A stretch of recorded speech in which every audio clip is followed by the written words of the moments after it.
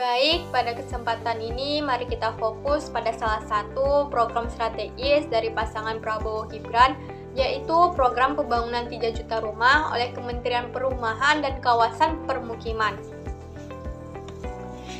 Program ini merupakan inisiatif Presiden Prabowo untuk menyediakan hunian layak bagi masyarakat berpenghasilan rendah atau MBR, termasuk kelompok ASN dan pekerja informal yang seringkali paling kesulitan dalam memiliki rumah. Jangkauan program ini sangat luas, mencakup seluruh wilayah Indonesia, mulai dari perkotaan, pedesaan, hingga pesisir, menunjukkan komitmen pemerataan pembangunan. Pelaksananya juga melibatkan sektor swasta dan organisasi masyarakat, tidak hanya bergantung pada anggaran negara. Kementerian PKP atau bisa disebut dengan Kementerian Perumahan dan Kawasan Permukiman sendiri akan berperan ganda sebagai regulator yang merumuskan aturan sekaligus fasilitator yang mempermudah proses. Dukungan nyata pemerintah juga hadir melalui kebijakan seperti pembebasan biaya perizinan dan penyediaan lahan yang krusial untuk mempercepat pembangunan. Penting untuk diketahui bahwa program ini telah diusulkan menjadi bagian dari Proyek Strategis Nasional atau PSN yang menandakan prioritas tinggi pemerintah terhadap isu perumahan. Untuk memastikan kelancaran, Kementerian PKP akan berkoordinasi erat dengan Kementerian ATR atau BPN, atau disebut dengan Kementerian Agraria dan Tata Ruang atau Badan Pertahanan Nasional. Karena kita semua tahu bahwa isu lahan adalah kunci utama dalam setiap proyek pembangunan perumahan. Baiklah, untuk materi selanjutnya itu adalah tujuan dan target dari program 3 juta rumah oleh Kementerian Perumahan dan Pemukiman. Untuk tujuannya adalah tujuan dari pembangunan 3 juta rumah oleh Kementerian Perumahan dan Pemukiman adalah untuk menciptakan perumahan layak huni khususnya bagi masyarakat yang berpenghasilan rendah serta kepada masyarakat informal serta kepada masyarakat serta kepada pelayan publik yaitu PNS atau ASN. Nah, pemerintah ini menargetkan pembangunan 3 juta rumah ini di tiga daerah pusatnya yaitu perkotaan, pedesaan serta pesisir. Untuk targetnya itu adalah untuk target dari implementasi dari program ini di luar pemerintah atau anggaran, yaitu yang dikerjakan oleh pemerintah adalah anggaran pendapatan negara, serta di luar itu targetnya itu adalah masyarakat khususnya dalam proses penyelenggaraan strategi dan implementasi. Baiklah, sekian dari materi dari saya ucapkan terima kasih. Selanjutnya pembahasan di strategi implementasi. Di sini terdapat beberapa poin. Integrasi kebijakan pemerintah untuk memastikan distribusi bantuan yang tepat serta pelibatan pemangku kepentingan di luar APBN, termasuk sektor swasta dan organisasi masyarakat. Selanjutnya, Kementerian Perumahan dan Kawasan Pemukiman Kementerian PKP akan bertindak sebagai regulator dan fasilitator di sektor perumahan. Selanjutnya, pemerintah daerah didorong untuk menerapkan kebijakan pembebasan biaya perizinan dan mengusulkan lahan tidur untuk pembangunan. Selanjutnya saya akan melanjutkan materi yang telah disampaikan teman saya. Adapun materi selanjutnya itu tentang analisis SWOT.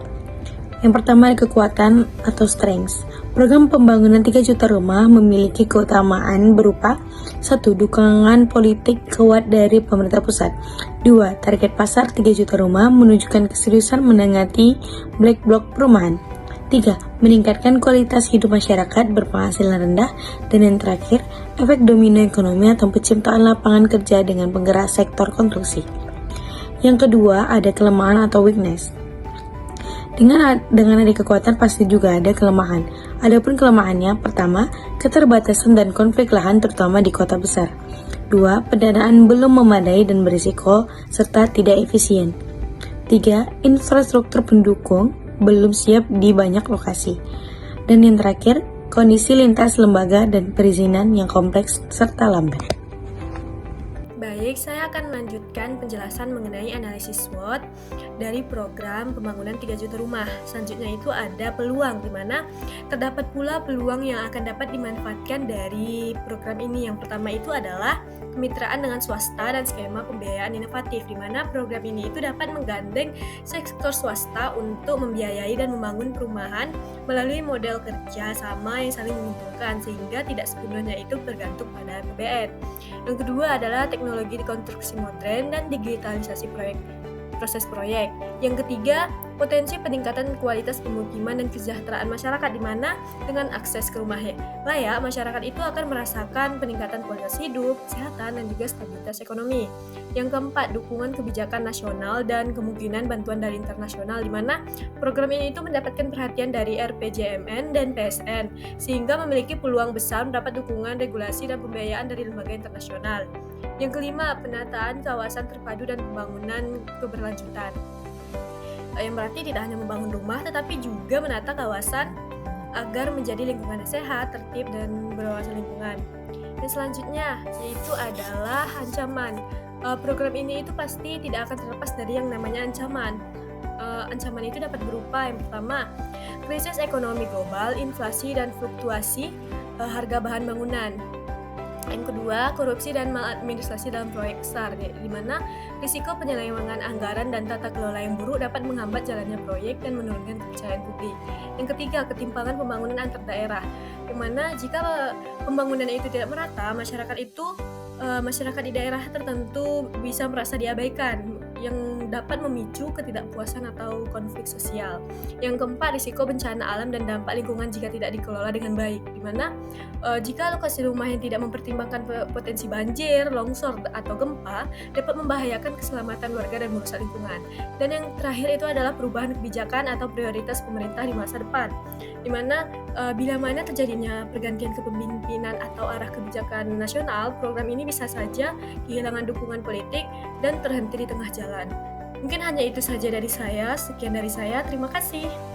Baiklah, saya akan menjelaskan materi selanjutnya, yaitu tentang analisis PESTEL lingkungan eksternal makro. Yang pertama yaitu politik. Program ini memperoleh dukungan yang kuat dari pemerintahan pusat yang masuk dalam PNS dan RPJMD, namun rentan terhadap pergantian rezim dan disharmoni pusat dan daerah. Yang kedua yaitu ekonomi. Proyek ini dapat mendorong perubahan sektor properti dan menciptakan banyak lapangan pekerjaan. Namun keterbatasan anggaran menjadi tantangan utama dalam keberlangsungan proyek ini. Yang ketiga yaitu sosial. Program ini menjadi kebutuhan dasar masyarakat akan perumahan yang layak, sekaligus menurunkan angka hunian yang kumuh. Tetapi kurangnya partisipasi dan ketimpangan distribusi akan menjadi masalah baru atau tantangan baru dalam mengimplementasikan program ini. Selanjutnya adalah analisis PESTEL lingkungan eksternal makro pada bagian teknologi, legal, dan environment dari program pembangunan 3 juta rumah dari Kementerian Perumahan dan Kawasan Pemukiman era Bapak Presiden Prabowo Subianto dan Bapak Wakil Presiden Gibran Rakabuming Raka. Yang pertama adalah pada aspek teknologi. Pada aspek teknologi ini di mana kita dapat memanfaatkan teknologi untuk mempercepat konstruksi serta mendigitalisasi proses-proses seperti manajemen proyek dan mempercepat pembangunan serta meningkatkan efisiensi dari pembangunan tersebut. Namun masih terjadinya kesenjangan akses teknologi di berbagai daerah yang ada di Indonesia, itu masih dapat menciptakan perbedaan kualitas pada pembangunan antar wilayah yang ada di Indonesia. Yang kedua adalah legal. Aspek legal ini menunjukkan adanya kerangka hukum yang cukup kuat melalui Undang-Undang Nomor 1 Tahun 2011. Meskipun demikian, terjadinya tumpang tindih regulasi antara pemerintahan pusat dengan pemerintahan daerah serta kompleksitas perizinan dan masalah sengketa tanah itu masih menjadi hambatan yang harus diantisipasi dan harus cepat-cepat dicari solusinya oleh pemerintah Indonesia.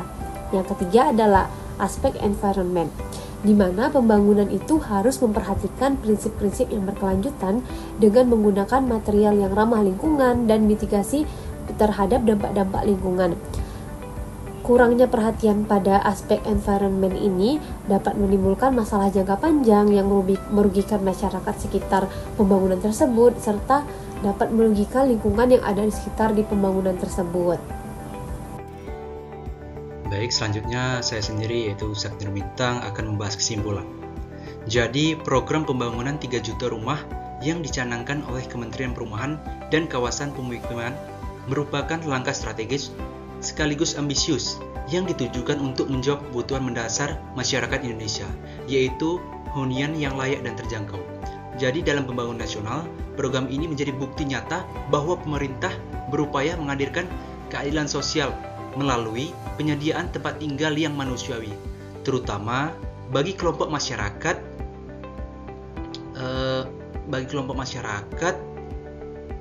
menengah ke bawah yang selama ini masih menghadapi kesenjangan akses terhadap perumahan. Jadi dukungan dari pemerintah pusat itu jadi salah satu elemen kunci keberhasilan dalam program ini. Tapi kontribusinya itu tidak hanya terbatas pada aspek perumahan saja. Lebih dari itu, program ini juga berpotensi besar untuk membuka ruang bagi pertumbuhan ekonomi, menciptakan lapangan kerja, mendorong inovasi di sektor properti, dan meningkatkan kualitas hidup masyarakat secara menyeluruh. Artinya, pembangunan rumah ini bukan sekedar membangun fisik bangunan, tapi juga membangun harapan dan memperkuat fondasi sosial ekonomi masyarakat. Namun, demikian kita nggak bisa tutup mata bahwa pelaksanaan program ini masih menghadapi berbagai tantangan. Beberapa isu krusial yang perlu diantisipasi antara lain itu keterbatasan anggaran, konflik lahan, dan distribusi pembangunan yang belum merata antar wilayah. Jadi apabila tantangan ini tidak direspon dengan cepat dan tepat, maka tujuan dari program ini bisa melenceng dari harapan awal. Untuk itu, diperlukan sinergi yang kuat antar instansi, baik di tingkat pusat maupun daerah, dan juga disertai transparansi dalam pelaksanaan supaya program ini tidak menyeleweng atau hambatan administratif. Selain itu, pendekatan yang digunakan tuh harus mengedepankan prinsip yang berkelanjutan.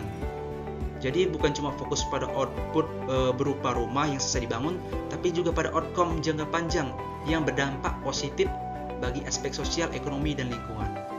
Sekian presentasi dari kelompok kami. Kurang dan lebihnya saya ucapkan mohon maaf dan terima kasih.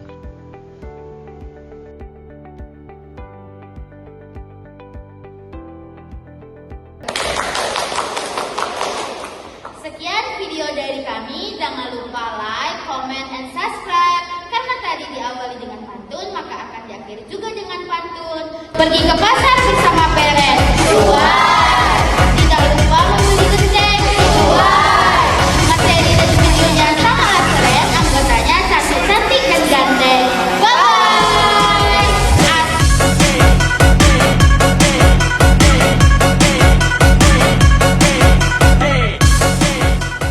Assalamualaikum warahmatullahi wabarakatuh.